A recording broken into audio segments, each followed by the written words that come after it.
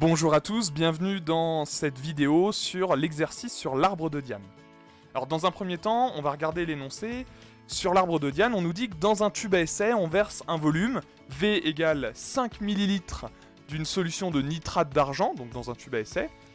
Les nitrates d'argent, ce sont des ions argent, Ag+, et des ions nitrates, NO3-, puis la concentration de cette solution, on nous dit qu'elle est de 0,20 mol par litre.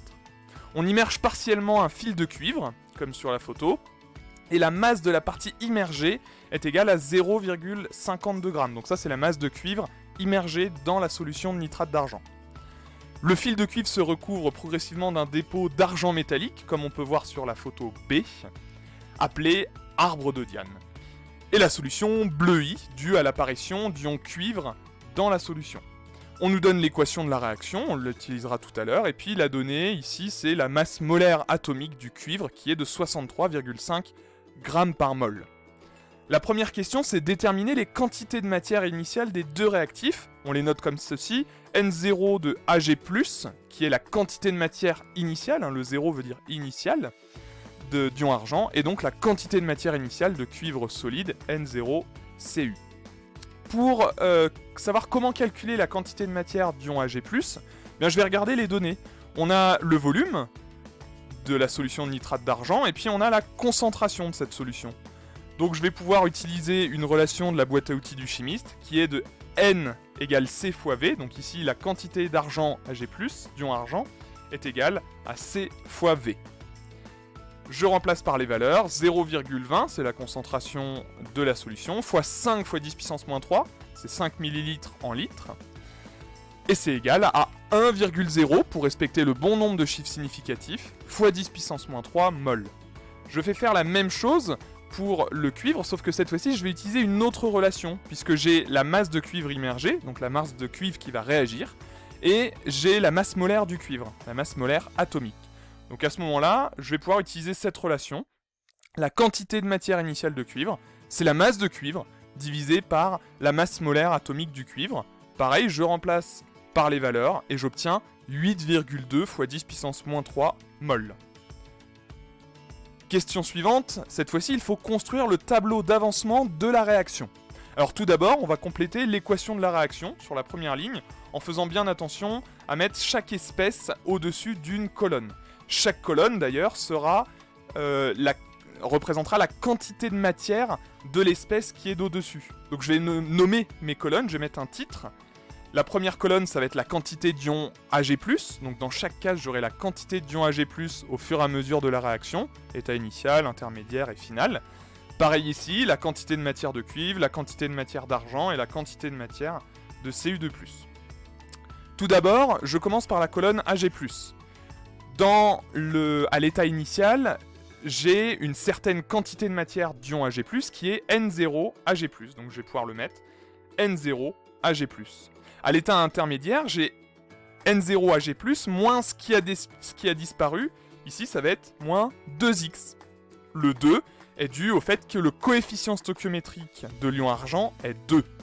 Et puis même chose à l'état final, cette fois-ci, N0 de Ag+, moins 2X max, X max qui est l'avancement maximal de la réaction. Je fais la même chose pour le cuivre, donc cette fois-ci, le coefficient stoichiométrique du cuivre étant 1, alors il n'est pas indiqué, mais ça va faire moins X et pas moins 2X comme pour l'argent. Et puis pour l'ion argent, pardon, et puis pour l'argent, cette fois-ci, le produit formé, eh bien au début j'en ai 0, puisque je n'en ai pas formé au tout début de la réaction. Et puis, à l'état intermédiaire, je vais en avoir 2x. 2, pourquoi 2 ? Puisque le coefficient stoichiométrique de l'argent est 2. Donc j'en aurai 2x. Et ensuite, je vais faire la même chose à l'état final. X est égal à x max, donc là j'en aurai 2x max. Même chose pour l'ion cuivre Cu2+. À l'état initial, j'en ai 0, et ainsi de suite. J'en ai x ici parce que le coefficient stoichiométrique de l'ion cuivre est 1, et x max à la fin. Une fois que j'ai fait mon tableau d'avancement, c'est un outil. Je vais pouvoir l'utiliser, aller chercher des informations dedans. Donc deuxième question, à l'aide de deux hypothèses, déterminer quel est le réactif limitant et en déduire la valeur de l'avancement maximal X max. Alors pour ça, on pose deux hypothèses.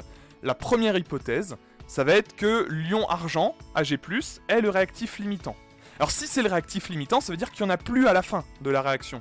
Donc je vais aller voir dans mon tableau d'avancement, je vais prendre cette relation-là, qui est la quantité de matière d'ion argent à l'état final.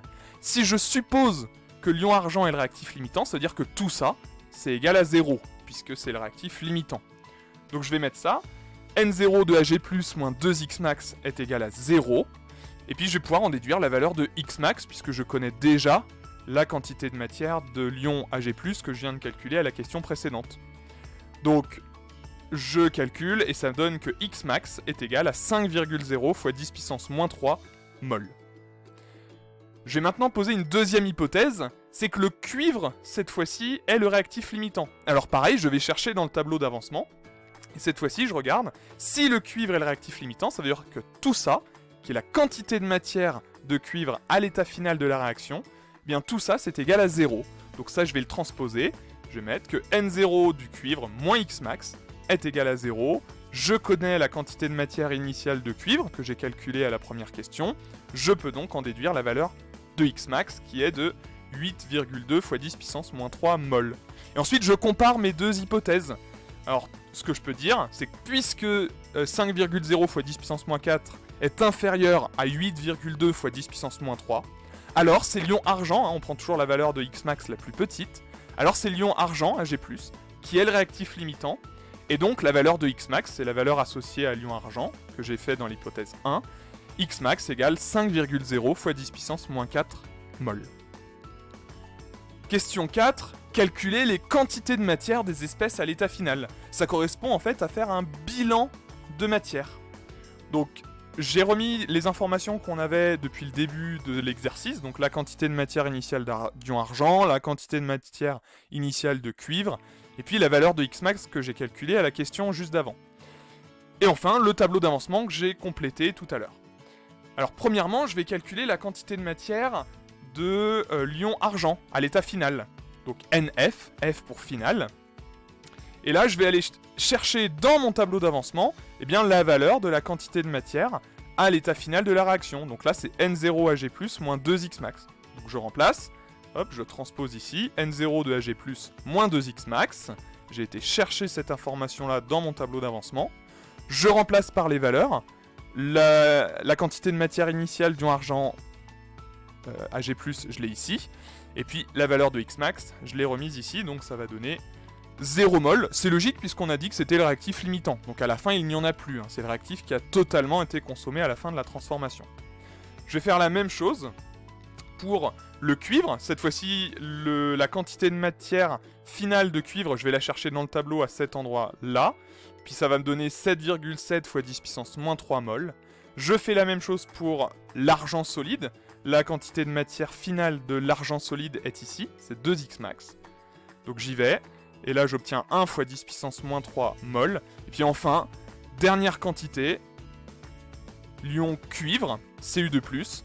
La quantité de matière à l'état final c'est xmax, toujours, hein, je vais chercher dans mon outil qui est le tableau d'avancement.